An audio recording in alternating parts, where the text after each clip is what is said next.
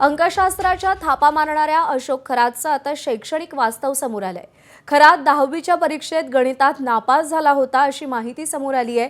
10वीत गणितात त्याला केवळ 28 मार्क होते। इतर विषयातही तो काठावर पास झाला। 10वीत त्याची एकूण टक्केवारी केवळ 35.88% होती। एवढंच नाही तर त्याचं खरं नाव लक्ष्मण असल्याचं समोर आलंय।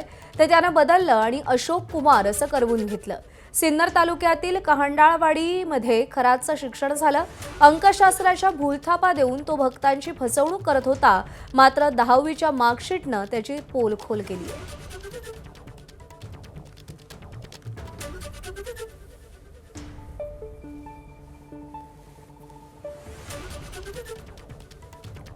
अंकशास्त्रांच्या भूलथापा मारून लोकांना फसवणाऱ्या अशोक खरातला 10वीत गणितात फक्त 28 मार्क होते आणि इतर विषयांमध्ये सुद्धा तो अगदी काठावर पास झालेला आहे।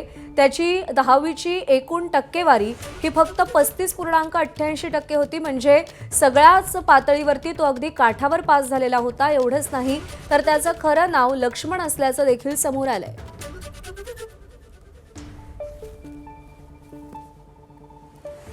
तर या भोंदू बाबाला कोणत्या विषयात किती मार्क होते आपण पाहूया। मराठीमध्ये 39, इंग्रजीमध्ये 37, गणितात 28, विज्ञानात 62, समाजशास्त्रात 38, हिंदीत 47।